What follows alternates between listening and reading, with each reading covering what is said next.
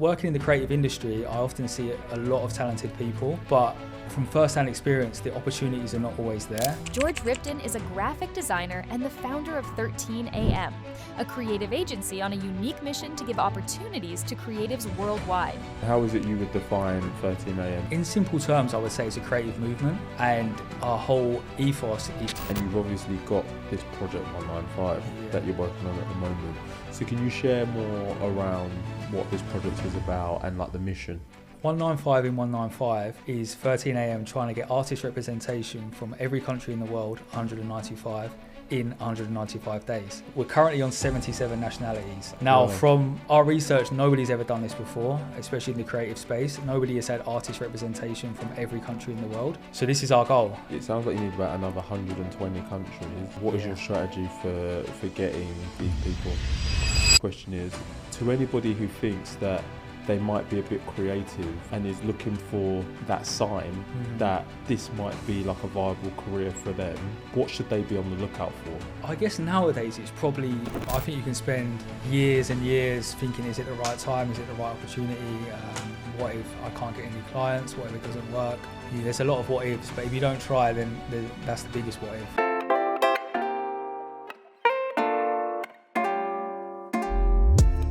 George, welcome to the show. Thanks for having me, mate. Yeah, I'm excited to be here. My pleasure.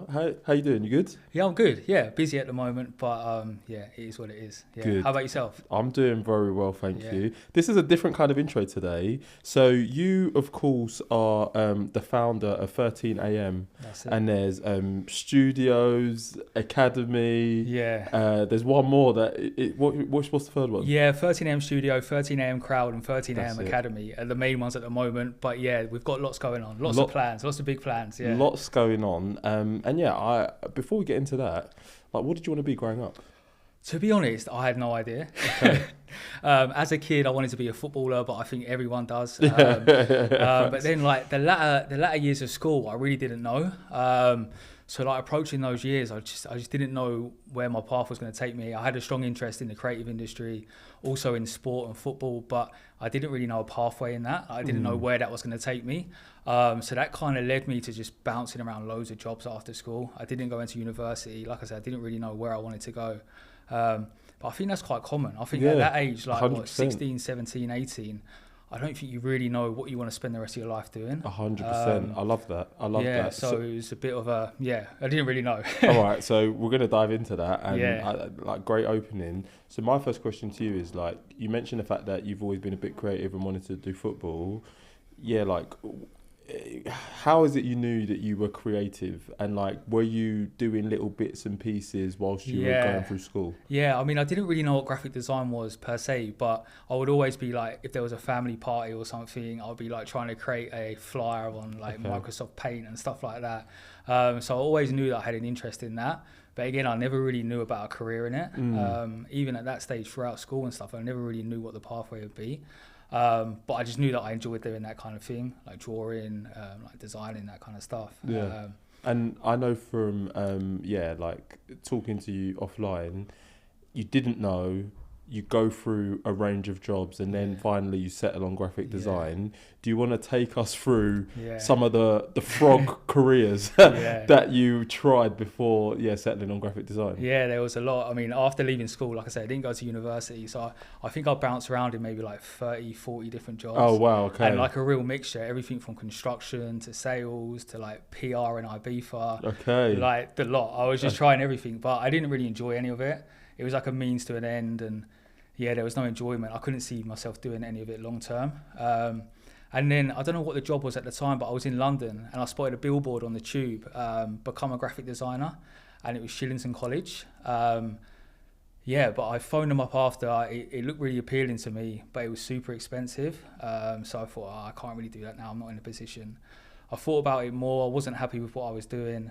And I was fortunate enough to get some help from my family, managed to raise the funds, done this course. It was like a 3-month intense course to become a graphic designer, and best thing I ever done. And I haven't looked back since. Wow. Yeah, so it was a 3-month course, At the time, like, do you know how much it cost roughly? I know you said it's quite expensive. Yeah, it was £10,000. Oh my! Yeah. What? I know. Yeah. £10,000 for 3 months. Exactly. And at the time, obviously, that was a lot of money. It is now. It's great. I haven't got that money now to spend on that. But like I said, I had help from family. I spent some time saving myself, and like no hesitation, no regrets. It's absolutely worth it, because out of the back of that, you get like a full career. Oh, do you? Yeah. So you come out of that. Not only with the expertise, the knowledge to become a designer, but you come out with a print portfolio at the time. You probably wouldn't have that now. A website, a network. So you really come out of that course being able to go straight into the design industry. What's the course called? Just basically become a graphic designer. I'm going to link it. Link it. Google become a graphic designer, 10K. Shillington College is what it was called. Oh. So yeah, that's the setup. It was based in East London actually. So yeah. Wow. And then just like to dive into the course, like you mentioned the fact that, it gives you the website, it builds your network, and you come out ready to start a job. Like, what would you say was the most beneficial thing you learned in those 3 months? I think the best thing about it was set up like a design studio, like a modern day design agency. So the teachers at the time were actually practicing creatives. Mm-hmm. So they would be working as a designer, as a motion designer, whatever it might be. And they would treat the daily environment like a design studio. So you would work through daily briefs. You would get feedback from your peers, from the teachers. You would have to like share stuff with the rest of the class. So everything was tailored towards being a designer after the course. Mm-hmm. Like I said, I didn't go to university, so I'm not sure how it's set up there, but I can imagine this was quite different to how you would learn graphic design elsewhere. And so it's very practical. Yeah, very practical, and very much setting you up for all of these different situations you'll be in later on down the line. Okay. And then, like I say, towards the end of it, you come out with a print portfolio, obviously a website with all of your work, so you can go out and pitch for jobs, and also a network as well, because you're with other designers. We had a graduation day where people from the industry would come in and look at people's works, and some of the people actually got a job off the back of that graduation night, like a junior designer. Wow. So yeah, I just think it was really well done, and I love it. Worth every penny. There's two things I wanna dive into. So first one is, like, you've mentioned like graphic design there. Like, how is it you would define graphic design? So I've actually had graphic designers on previously, and I know everybody's interpretation is a little bit different. How is it you would define it? I mean, I've actually watched the previous one of your episodes with Kieran, who I know quite well, through 13 AM. But there's lots of different areas to graphic design, especially nowadays. If you see a job posting for graphic design, they expect you to do video, illustration, web design, everything, which in theory, you shouldn't be able to do all of that. Graphic design, I guess in its simplest form, is making stuff look good, answering a brief, taking content in whatever form and displaying it in a way that's easy to bring in and just looks good. But yeah, like I say, there's editorial that Kieran works in a lot. There's obviously advertising.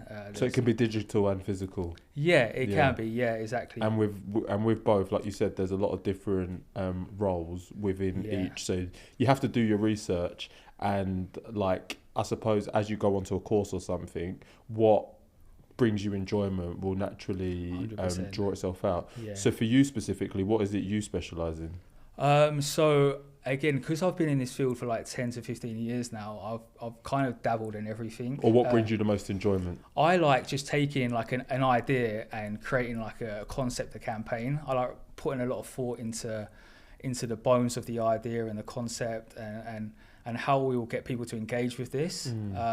So firstly the idea behind it, but then the execution as well. Then I really enjoy like the intricacies of like layouts and grids and typography and that kind of thing. But I think it all has to be backed up with a solid concept, because otherwise you'll get feedback and maybe someone won't be keen on it. And if you can explain where it's come from and the reasoning behind it, then you're more likely to put your point across. Yeah. Whereas if it's just, I like the look of it, I like this colour, then you got no basis behind that.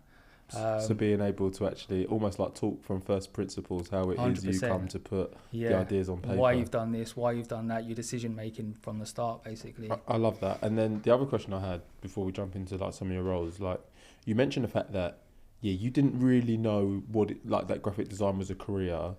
You see the billboard. So I suppose my question is, to anybody who thinks that they might be a bit creative and is looking for like that sign that this might be like a viable career for them, what should they be on the lookout for? I guess nowadays it's probably more readily available in terms of it's easier to transition into that role, into a graphic designer. When I was at school, it didn't seem obviously it was, like graphic design goes back a long way, but whether it was where I was taught, it just didn't seem like a career option viable to me. But yeah, I mean, if you're passionate about creative, it can take you in so many different areas. Like what we're doing with 13M, we'll talk about later, but we have people from tattoo artists to motion designers to photographers. Like there's so many outputs of creativity. It can be shown in so many ways. So basically, and like if you can dream it, with TikTok, with the internet, you really can make a career from it. So you shouldn't even pigeonhole yourself, is what I'm hearing. It's like if there's any kind of creative outlet that brings you joy, chances are there's a career, there's a creative career you can forge from it. 100%. I love that. That. Okay, so that's like the intro. So you get your qualification, 10K in the hole. How is it you then go about finding work? And can you talk to us about some of the key clients and stuff that you've worked with? So after that, it's a case of obviously trying to find employment after doing the course. But like I said, you're in a position whereby you've got a website, you've got a portfolio, you've got a network. We're in a community of other people that are also looking for jobs, so they can say, okay, we've been looking on this platform, or there's an availability in this country, in this city, because the course we done, there was lots of people coming from overseas to do it as well. Then it's a case of looking for opportunities. And I think as in any point in life, when you're looking for opportunities, just keep asking, just keep putting yourself out there and seeing what comes back. A case of just sending out loads of emails, applying for lots of jobs. And would it be full-time roles or like freelancer roles? At the time, I was looking for full-time really, but any opportunity that come up really at the time. It was my first foray into design. So any opportunity that come up, I was happy to take it on, willing and eager, And then I suppose the first role you get, is it like a junior design type role? Yeah, exactly. So then you'll go into a role as a junior. I work for a company called Quidco, who are based in Shoreditch actually, and they were actually like an e-commerce cashback site. So not the most glamorous, but your foot's in the door. You're working. Yeah, exactly. It was exciting to me. It was working in London. I was originally living in Essex. So I moved into London, into like Bethnal Green area, and I was just buzzing to get started, to go in and work with other designers. At the time, I worked under a really good head of design, Elaine, and she taught me loads. The team taught me loads, and it's just a case of then working hands-on every day, like finessing your craft, I guess. And with like the softwares graphic designers typically use, the one that shouts out to me is obviously like Adobe, Adobe Live. That like they're like big in the space and they do a lot of great work. Are there any like specific softwares that any aspiring graphic designers must know about and start interacting? So it changes, I guess, all the time. But Adobe are the main 100%. And is that Premiere Pro? Is it? Or so is it there depends lots what of you do. stuff? Premiere Pro would be for video editing. Okay. So the main three you learn as a graphic designer, or I would say, is Photoshop, InDesign, and Illustrator as well. Okay. My first job, quite unusually, the main program they used was Illustrator, and that's not always the way, especially with web design that we were doing at the time. But it was great because it meant that I learned that software off the cuff, and I was really comfortable in that software. But that's usually used for branding, for logos, for illustration. Whereas, like I say, you can use Photoshop and InDesign as well. InDesign is more so for editorial. So I think that's something that Kieran, we spoke about before, would use a lot in creating layouts, book designs, magazines, etc. And Photoshop, obviously, you can do a lot of different stuff, retouching, creating social assets. So, yeah. So, question. Yeah. With all of that, where does Canva fit into this? I'm going to put it out there. I hate Canva. Okay. No, I mean... Canva, unless you got money for me, the point stands. Probably should have put it out on record. I take it back. But yeah, Canva's always seemed like look, if you're not a designer, I think Canva's great because it's easy to use, it's accessible. As a designer, you kind of look down on it a little bit, I think, in all honesty, because you can't do as much as you can in the Adobe software. Okay. So I tend not to use it, but I see posts where they're bringing out new things, and maybe it's better than what I give it credit for. So Adobe is a bit like a Ferrari, and Canva, let's just say it's not. I would say so. Okay. But You're probably asking the wrong person in terms of Canva. Right? There'll be people out there who love it. Let us know, guys. Yeah. You Canva, you Adobe. Let us know in the comments. Yeah. My girlfriend is one actually. She started using Canva recently. I tried to help her out with stuff, but I've just been so busy that she's like, okay, I'm going to do my own thing, and she started using Canva. So I try not to look at it too much. So you worked at Quidco. Can you take us through some of the other, let's say, the key jobs, defining jobs, and like some of the key lessons you learned from those roles before we bring it to today and 39? Yeah, so I was in Quidco for 2 or 3 years, and then the only thing working in-house is you're solely working on one brand. And I really wanted to go and work for an agency. Yeah. So after that, I worked for a few different agencies in London, and there you get the opportunity to work with lots of different brands. So you'll go into work and you never know what's going to come up next. One day you might be working on something for Nike, one day it might be Santander, like it could be anything each day, and it could also ranges from like print advertising to web design to illustration to anything. So is there a pro and a con to both? Yeah, I guess there is with everything. Yeah, obviously the pros for being in an agency is it's varied, but that can also be a con as well, because you're always having to adapt to new brands, learn new brand guidelines. Whereas if you're in-house, you know it inside out. You know, like, and it's different stakeholders, right? Like, of course, one stakeholder might be cool, another one might be a little bit techie. Exactly, yeah. If you're working in-house, you know their style. You know how to please them, what they like. So obviously, if you're working in an agency, you're working with, like you say, with different stakeholders, and some might not like your style, some might not like your ideas. So it's a challenge every time. Yeah. I was in a few different agencies. I worked a lot in automotive with BBC Top Gear. A good friend of mine, David Trafford, as well, took me on, and that was a lot of video stuff in automotive, working with like McLaren, some really cool car brands. Wow. I then moved over to Dubai. I was working in Dubai for a while. I spent a lot of time working in sport, in boxing, and then I got offered the job at Tottenham Hotspurs as well, which is my team. Oh, it is your team? It's my team, yeah. Wow. So I moved back from Dubai to take the job at Tottenham. I was there for about a year. And what is that, just doing all creative? Yeah, so they've got an in-house creative team there of, I think it's about 10 people.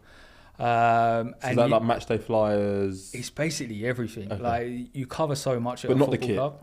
Because that's like done by Nike, the sponsor. Well, we work on the kit with an agency. Quite often it's with an agency, especially to do the like the launch assets and that. Okay. But at a football club, you literally cover so much, from retail to commercials, sponsorship, social media, like everything a club puts out. Obviously, the creative team would work on it. So anytime there's a campaign, the rollout of each campaign is huge. So sometimes you'll have, say, 50 different dimensions that you'll need creating. For like in stadium signage, for retail stuff, for match day program, for social media assets. So everything you want to put out in terms of comms, you have to do it in so many different variations. Yeah. Bloody hell. Yeah, so it's a lot, but it's really exciting. And obviously, being a Tottenham fan, it was great. So you got to go to the games? Yeah, went to a few games. I know Daniel Levy, he's a little bit funny with his tickets. Yeah, well, I mean, with his money in general, shall we? I won't say too much on record. But unfortunately, at the time, I mean, on the field we weren't great, but off the field, like the people I was working with, amazing, such talented people. The creative team there, some of the projects they done were amazing. And some of the stuff I got to be involved with at the time, really cool. Like you say, new kit releases. At the time, Harry Kane broke the record of Tottenham's top goal scorer. So we got to do a lot of activations over that and work on program covers and some really exciting stuff. Yeah, mate, this is sick. And like, as you've spoken about like the various roles that you've held, like, I suppose, is your job title designer now? Is it designer? Is it creative? Is it creative director? That's my first question. I think it always changes depending on what opportunity you're trying to get into, in all honesty. Or maybe you're applying for a job, you tailor it more towards that.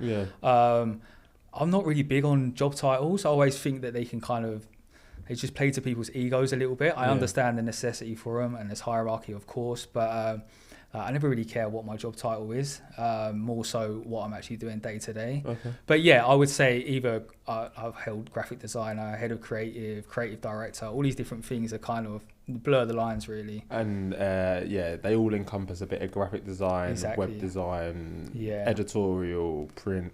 And then my follow-up question to that is, what are the other stakeholders you're dealing with, right? So you as the creative, like who is it you're taking direction from? What other teams is it you're producing this work for? Who are the people that you typically work closely with? Yeah, so it depends again what role you're in and how big the creative team is. So when I was at Tottenham, the creative team was 10 people, but I've been in roles where I've been the sole creative. So obviously that varies whether you're reporting into like a head of department, head of design, head of creative, or whether you are the final decision maker in terms of creative yourself. But then you're working alongside, it would mainly be commercial, retail, all these different departments. If you're in sport, you might be working with like management, athletes themselves, promoters. So yeah, it can vary a lot. So I think again, it comes down to just like good people skills, I guess. And then also having like a lot of belief and understanding, going back to like having an idea on your concept and your thought process, so that if anyone challenges why you've done something, you can always back it up with like good reason and good decision making. And like on that point of like people challenging you, what would you say is what has been your most challenging experience as a creative? As a creative is probably what I'm doing now with 13 AM. Okay. Yeah. But as a graphic designer before, so there's so many times when you'll spend days, if not weeks, if not like a month working on a project only to like get it totally rebuffed, like in the feedback. And it takes a while to get thick skin and be able to take on board feedback. Like when you're a young creative and somebody comes out and says, no, I don't like it, it hurts. Is that something that you hear a lot as a creative? I don't like it. So it's something you got to be quite resilient. Less so. I like to think less so now. Exactly. Okay, sorry. But of course, like when you're a young creative, you're not as good as what you think you are, or what you're hoping to be. And everyone has different styles. Like I could love something and you might hate it. You might love something, I might hate it. So not everyone's going to share your vision or what you think looks good. So it's being able to either explain why you've done it and try and talk them around. But sometimes you're not right as well. Sometimes this is what they want. They're the client, and you have to then adapt your style to match the brief. And just as you just talked there, like how is it sometimes you measure success? And I ask that in the sense like, does it come down to like engagement, sales, like because they might not like something, but you might know that this is going to get loads of views, right? Or they might change what you wanted and then it doesn't do that well. Like how is it you define success? I guess it's very difficult because everyone defines it differently. Like other areas of the business, like you say, it might come down to sales, it might come down to engagement. I think as a creative, it's purely on aesthetics and how it looks to you. That's all you can judge it by as a designer. So if I create something, I think, oh wow, this looks great, then I'm pleased. But then of course you have to look at the bigger picture. It then has to serve a purpose as well. So you need to make sure that what you're creating fits that purpose, and it either gets the engagement, it boosts sales, it fits the brief. So yeah, there's a lot of different measurables, which again makes it tricky to answer the brief sometimes. No. And how important is a good brief? Very important. Yeah, massively important. But then that comes down to the creative as well to ask the questions at the time. There's no good taking like a half-hearted brief and running with it and then spending a couple of weeks and then coming back with a finished project. You're best to ask them questions early on, but you're also best to go back and forth throughout the process, I think. It's no point disappearing for 2 weeks and then showing up with the final result because you could have gone on like a totally different tangent. So I think it's good to be open, have lots of conversation. Okay, this is my idea, this is what I'm thinking. Check back in after a few days, this is where we're going, what do you think? So just on that, like if I'm imagining myself as a young creative. I get a half-assed brief, but you know, typically I would go away and I would work on something. What are the questions I would ask to pack out the brief and make sure I'm clear on what it is I need to deliver? Yeah, I mean, it depends obviously what's missing at the time, but the main things you want to get out of it is what they want to achieve by it. What are their goals for the campaign? What are their goals from this piece of content? That will give you a better understanding. Also, obviously, if it's a brand already, you need to deep dive into their brand guidelines. Sometimes they'll let you be a bit flexible, but obviously it has to look on brand. So it's just doing your research, finding out about exactly what they want to get for it, what their style is, and also ask them if they have any ideas, if they've seen anything that they like, what kind of style do they like. Because if you can play into a style they already like, then chances are exactly they're gonna like it themselves. So it's just asking questions, having a conversation, finding out what they need, and then hopefully that gives you a good foundation. Okay, I'm clear, and I hope the listener they're getting a bit of a better understanding about like the different creative roles they can hold. So we spoke about Spurs, BBC Top Gear. When is it you decide to start 13am and go out on your own? So we started about 17 months ago, I think it was. Okay. I've always wanted to start my own like side hustle, my own movement brand, more so the later on I got in my career. But I never really knew how that would look.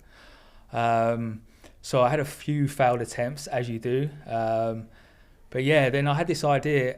It's pivoted a lot, which I think happens with any new business. 100%. You're never really sure what direction it's going to go in. Yep.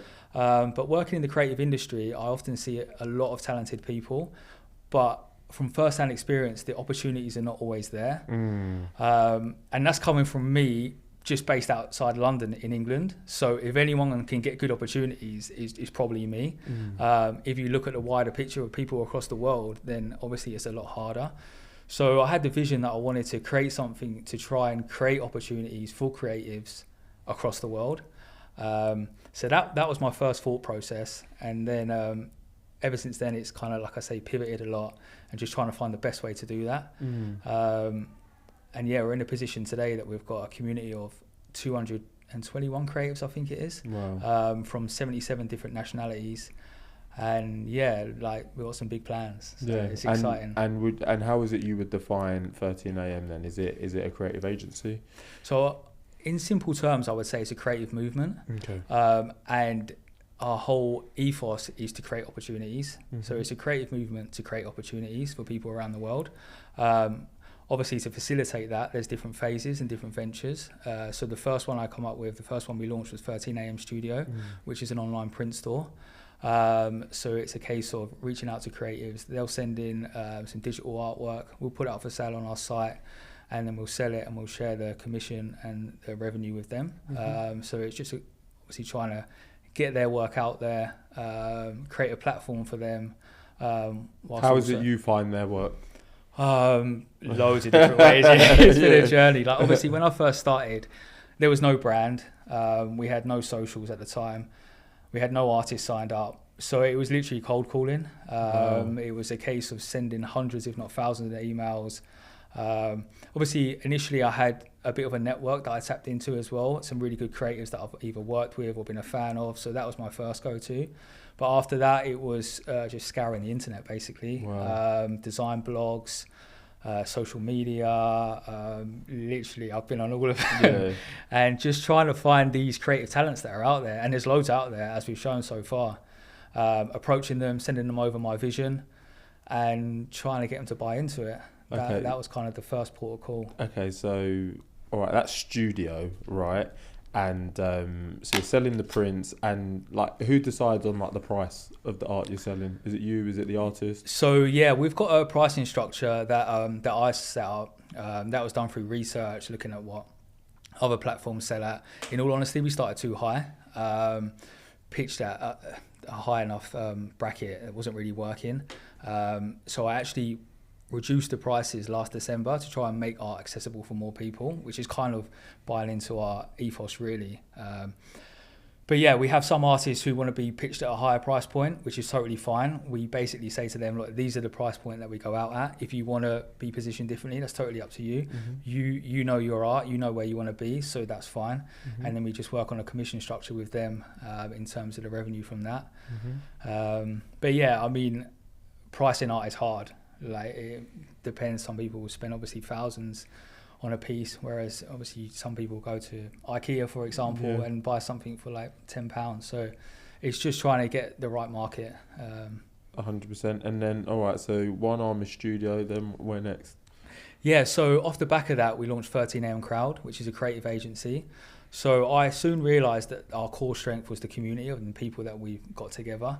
At the time when we launched 13am Crowd, I think we had around 150 different creatives, and the majority of them were freelancers. So you have everything from like a 3D artist, a motion designer, photographer, like I say, tattoo artist, street artist, everything.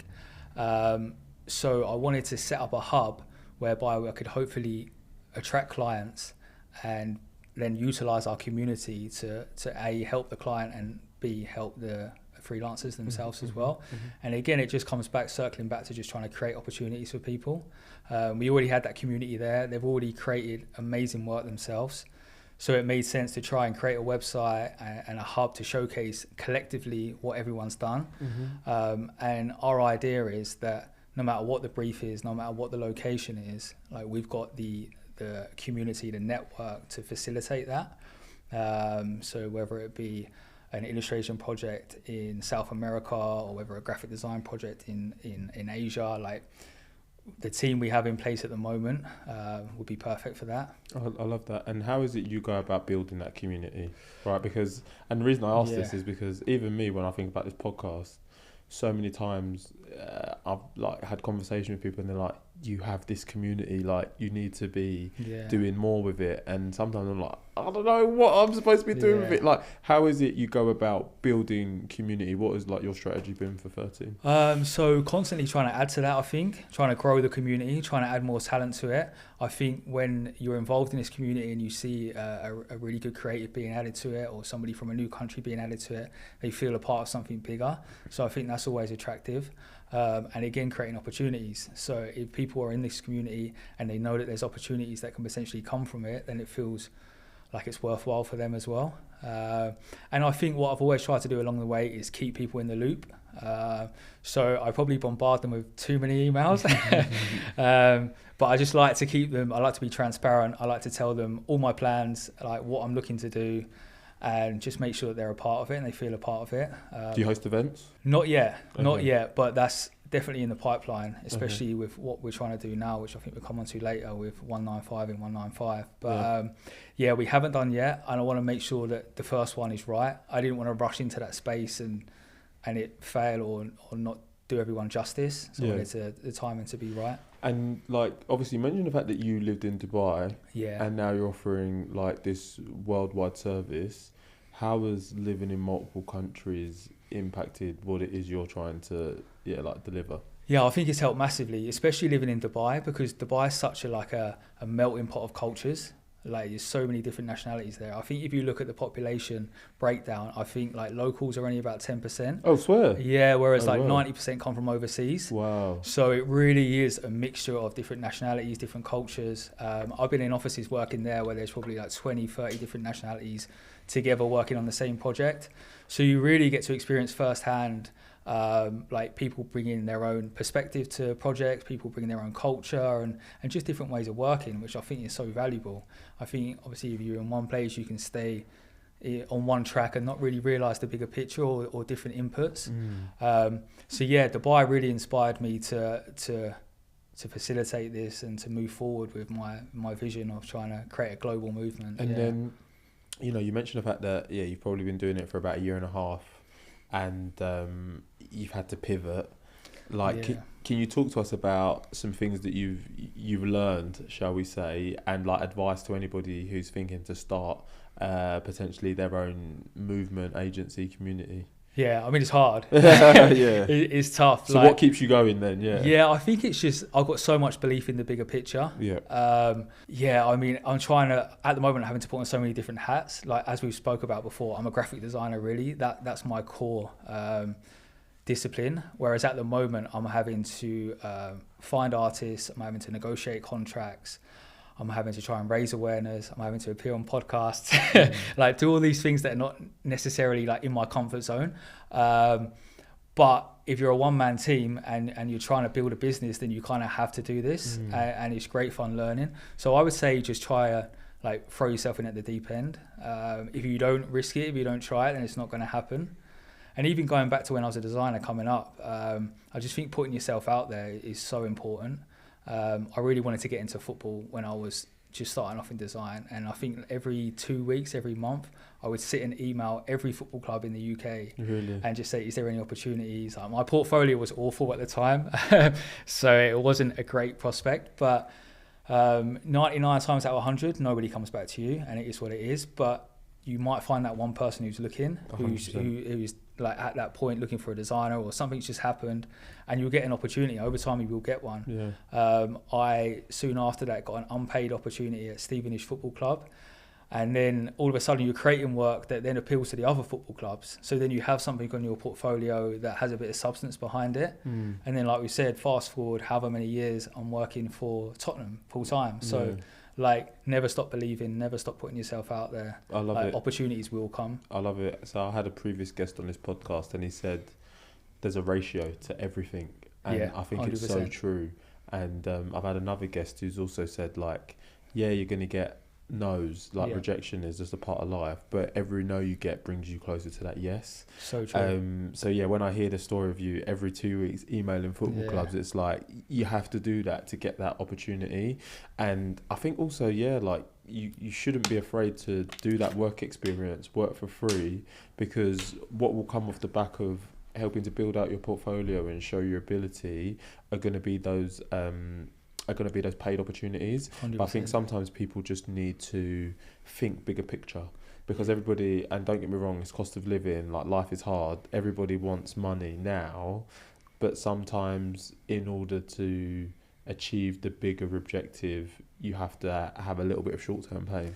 Yeah, it's a really like controversial subject, like unpaid work as a designer, because in some ways you have to value your time, and you have to. If people are not willing to pay for it, then you're setting a standard there. But at the same time, especially as a young creative, you have to take these opportunities just to work with these people, to network, to create work that's in the industry that you want to work in. So I don't think there's any harm in, especially when you're at a younger age or you're just starting off in the industry, to do unpaid work and to build up your portfolio. I've seen a lot of people that want to get into, say, sports design, and you look at their portfolio and it's all like weddings or events or something else. So you need to create content that's going to appeal to the people that you're applying for, whether that's unpaid work or even just own personal projects. I think, like, just sit down and come up with your own brief and, like, okay, I'm rebranding this football club today, and just put it out there. Like, why not? Why is it that unpaid work is so taboo, would you say? I think it's just because you're working for free, and I think sometimes people can take advantage of that, and people can offer you, you'll get exposure, and like people say, exposure doesn't pay the bills. But at the same time, like, it's a balancing act, and sometimes unpaid work can work for you. I guess it's kind of like doing an internship. Some people go for like unpaid internships, and what you get from that is valuable as well. So yeah, it's just balancing it up each time on the right opportunity. But you're saying your team internship. Oh no, your team. I think free labour. Yeah, okay. Let me not put you like that. Sorry, your team. Do a little. Yeah, I think a little something with unpaid work can do yourself favours, and also 9 times out of 10, it's probably something you're going to enjoy as well. Like when I was doing that Stevenage stuff, I was desperate to work in football. So all of a sudden I'm talking to a football club, I'm working with them, I'm creating content that they're posting on their social. Like I'd have done it for free anyway. I just enjoy doing design anyway. So a lot of the time I would do it for free anyway. Don't tell people that. So I hear that and I love that. But for every, dream assignment, there are also going to be some ones that aren't so great. Of course. Are there any like experiences that you've had that are just a bit like wouldn't want to do that again, that you could share with the audience? Yeah, I mean, I don't want to name any specific jobs or any briefs, but there's been countless over the years. Briefs that, even some that you get set a brief and you just can't figure it out. It's quite often as a designer, sometimes you'll get, in particular branding can be really challenging. You'll get set a branding project and you can go away and sometimes you can come up with something instantly. You love it, the client loves it, it's brilliant. Sometimes you'll be circling around for days in your own mind. This isn't working, you try this isn't working. So that can be really challenging, because then obviously you start to doubt yourself. You have to think, oh, like, why am I taking so long to create this? Like, usually I would come up with something by now, but it's natural. Every single creative does that. If they don't, I think they're lying. And it's just all part of the process. I love that. And like, what is your approach to creativity and sparking inspiration? Like, where do you draw it from? Yeah, so I think it stems from getting a full understanding of the brief, getting a full understanding of the company, and also their competitors as well, I think really helps. Also the industry, like if it's a football club, look at other football clubs, what are they doing well, what's not worked, what are current design trends, etc., as a starting point. And then I love to just go away with pencil and paper and just, if it's a campaign, just come up with ideas. If it's a logo branding, just sketching. Just kind of empty your head onto the page, because like people say there's no bad idea, so just get it out there. If I ever hit a creative block, I think it's important to take yourself away from it. You can quite often think, I've got to get this done. I'm sitting here, I'm just going to battle through, when you know that you're not really being productive. So sometimes just going for a walk, just watching a podcast, just listen to some music, and then all of a sudden you'll be walking down the road and you're, I've got an idea. Something comes to you. And it just hits you. It's mad at the craziest of times. Whereas if you try and just plod on, then you sometimes just go down a rut and you just need a little break at times, I think. Yeah, all right, I hear that. And yeah, like from speaking to you offline, you sound extremely busy, and you've obviously got this project 195 that you're working on at the moment. So can you share more around what this project is about and like the mission? Yeah, so 195 in 195 is 13 AM trying to get artist representation from every country in the world, 195, in 195 days. Wow. So we launched this 2 weeks ago, I think February the 17th. So 14 days down. Yeah, so exactly, no pressure. So the deadline is August 31st. We're currently on 77 nationalities. Okay. Now, from our research, nobody's ever done this before, especially in the creative space. Nobody has had artist representation from every country in the world. So this is our goal. But obviously it's extremely challenging, it's hard, which is the very reason why nobody's ever done it before. But I think it's possible, and I think it will then foster so many more opportunities in the future off the back of it. Obviously I set up the print store initially and the agency, which are great, and we're already creating opportunities for people. But there's a lot of other print stores out there. There's a lot of other agencies. So I think to really thrust us into the limelight, we need like a real USP. And that is getting representation from across the world. And obviously it circles back into, again, we really want to create opportunities for people. And like I said, it was tough for me getting opportunities living just outside London. So I can only imagine what it is for some of these people we speak to. Like some of the stories I get on a daily basis of the challenges people are going through and the hardships is really like inspiring to me to push on and try and make it work. Yeah.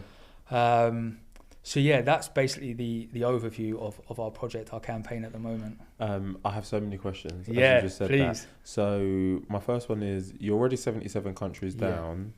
Like, how is it somebody, let's say there's somebody from one of these countries that hasn't been represented yet. Yeah. How is it a potential artist can go about putting themselves forward? Yeah, so you can reach us via social media. So we're 13am Studio across all platforms, Instagram, TikTok, Facebook, everywhere basically. Yeah. And our website, 13amstudio.com, where you can find our contact details and email address. And yeah, just reach out to us. And then, yeah, we can start up a conversation and go from there. And is there like a criteria and like threshold that needs to be met for them to be included? It's difficult because obviously we want to create opportunities for creatives across the world, and we don't want to be too judgmental, but at the same time we want to uphold the creative levels of the brand. We've got some amazing talent that's involved, and we'd hate to then all of a sudden drop off just because you want to get people involved. That's not what it's about. It's not about just ticking numbers or filling the criteria. We want to bring in creative talent and create opportunities, but obviously they need to be creative talent as well. So yeah, it will then be a case of me speaking to them, looking at their portfolio, looking at their work, and then taking it from there. And yeah, like, so it sounds like you need about another 120 countries. Like, what is your strategy for getting these people? So it's just outreach. It's sending lots of emails and messages every day, trying to discover new artists online, and then myself approaching them and like I say, selling the vision. It was a lot more difficult at the beginning because there was nothing there, whereas now we're actually building a bit of presence. We've got so many talented people involved. I'll send over the list of creatives that are involved, and quite often the response I get is like, there's some seriously talented people here, like I'd love to be involved.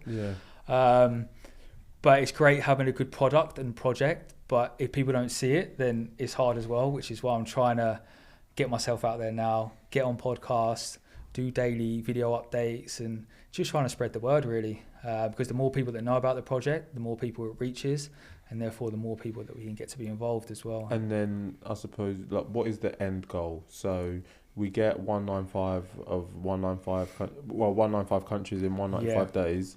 What happens at that point? So that for me is the start of the journey really.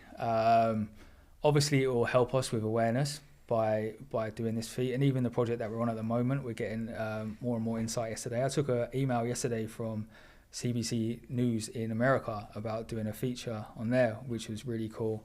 We were featured in a few places last week, so the word is definitely getting out there.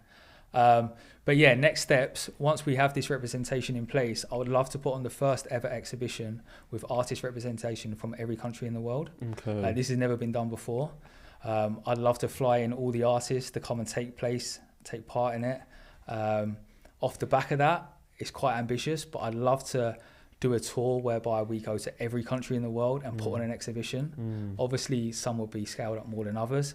And then just a case of like leaving a legacy in all these different countries. I love to work with local communities, local charities, and just leave a footprint, just try and create more opportunities. So, I mean, this sounds amazing in terms of like actual support from organisations. Like, how is that going? And are you being supported at the moment? Not at the moment, no. Wow. So it's just been a one-man journey at the moment. No backing, no investment. So like I say, I'm just trying to spread the word at the moment.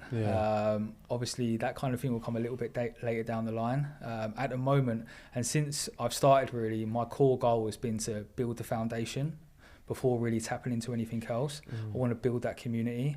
So it's a case now of obviously attracting new creatives, building that community, and then taking on the next steps, hopefully working with different brands. And just an idea. Yeah. Maybe you should pitch it to the college that you pay 10 fucking bags for your qualification. Well, so the only issue there is we may well be a competitor at some point soon. So one of the other goals that I've got down the line is 13am Academy, and obviously from my own experiences with Shillington, I know how powerful it can be, those kind of educational platforms.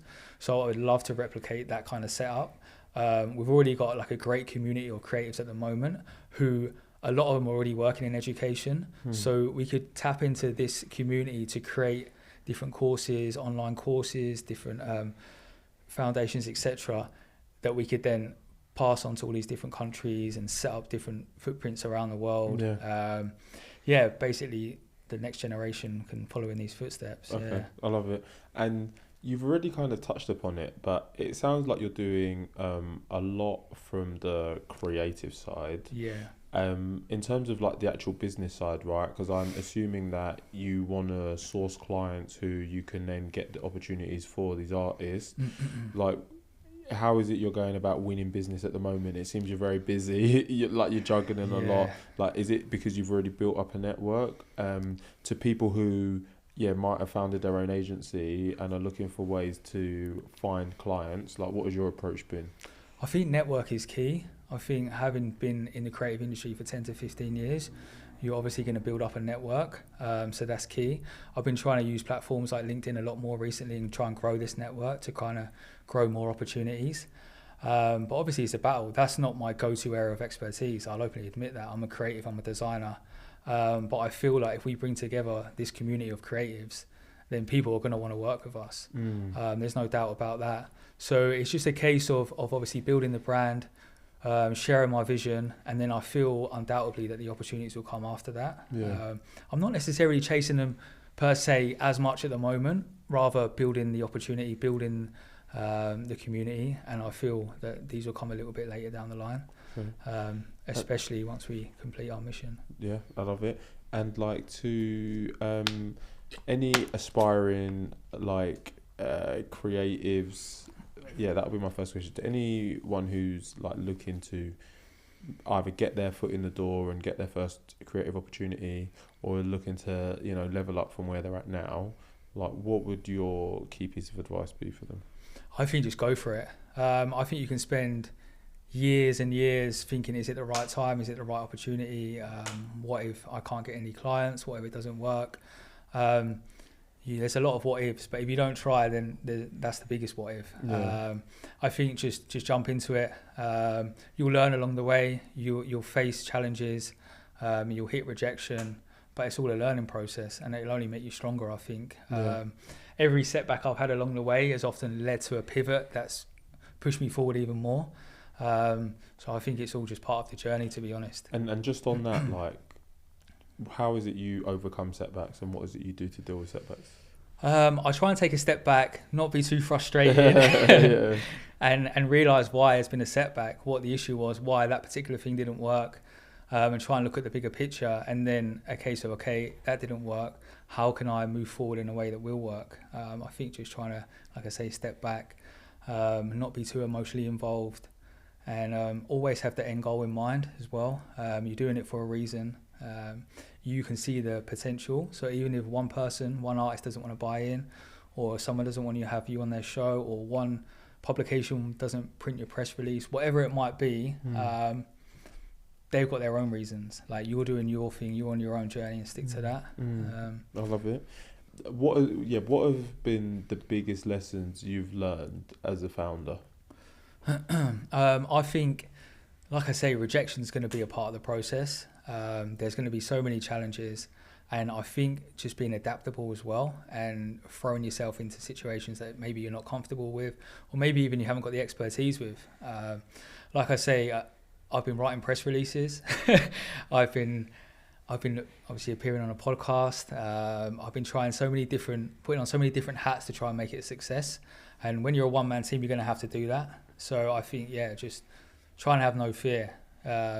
Who dares? and I love that. And then, like, also just to like paint like the reality of the situation, are you still doing graphic design work on the side as well? Because you've got to pay the bills, right? It isn't exactly. Because I was like, as you talk about building the community, I'm like, community don't necessarily pay the bills. So it's like you have to like balance that with like your actual like day jobs and clients that are actually paying the bills, right? I mean, the easiest thing for me to do now would just be to go out and get a 9-to-5 job, have my evenings, have my weekends, enjoy my social life, and I'll be a lot better financially as well in that situation. But I know the potential with 13am. I know that the community that we've already built is so strong, and I can see the future really reaping the rewards for everybody involved. So like I say, it's just sticking to it. I'm balancing my own freelance work to bring in money, because at the moment 13am financially is not doing amazingly. I'll be honest and say that. But I see what we've built so far in terms of the foundations, the community and the potential. And I know undoubtedly down the line it has huge potential. So and on that, like, where is it you see it in the next like 5 years? I honestly think in the next 5 to 10 years, 13am will be one of the biggest names in the creative industry, undoubtedly. We'll be putting on the biggest events. We'll be up there when you're talking of Adobe, similar brands. Like 13am will be synonymous with creativity, but also in terms of opportunity and global representation as well. I feel at the moment, I don't know if you agree, but like it's such a negative world, it seems, at times that we're living in. So much hostility, so much division. And what we're trying to do is really just bring people together and just add some positivity to people's daily life. And I feel like through creativity you can do that, through art, through design, through people expressing themselves. It's kind of like one language. You look at art and no matter where you're from, what language you speak, what your culture is, you either like it or you don't like it, you know. It's not more complicated than that. I want 13am to become synonymous with that and global collaboration and creating opportunities. I love that. And then just as we like round out and get into the next part, like design, creative, like as an industry as a whole, Are there any like misconceptions about it? Like, is there anything where you're like, oh my God, people just think we like draw, pencil on paper? Like, what are the misconceptions about the industry that you want to debunk? I think people think it's a lot easier than what it is, especially stuff like logos and branding. People are like, oh, can you just quickly go and mock me up a logo? Just create me a logo, as if it takes like 5 minutes or 10 minutes, but there's a long process that will go into these briefs, from understanding the brief, from understanding the client, the competitor, obviously all of the practical skills in terms of the software, all of your understandings in terms of design principles, typography, color principles, layout, hierarchy. There's so much that go into design. As a viewer, you'll look at a poster or a shop front and you'll be like, oh, that looks cool, and that's it. That's all that goes into it. But there's a lot of hours of thought and decision making that goes into every decision. So I do quite often think that people don't quite realize how much goes into good design. But then I guess that complements us as well a little bit, and making it look easier than what it is. That is so true. It's so true. And also like how design is everywhere, from the clothing you wear to where we're sitting here, the setup of the studio, to shop fronts, to magazines, to CD covers, to everything. Like design is literally everywhere. Yeah, and like on that, like, are there any, like, where is it? Are there any websites or pages where you draw like inspiration from specifically? Yeah, there's loads I go to, like Behance is one. Obviously social media plays a big role now, following different design blogs, different people on Instagram.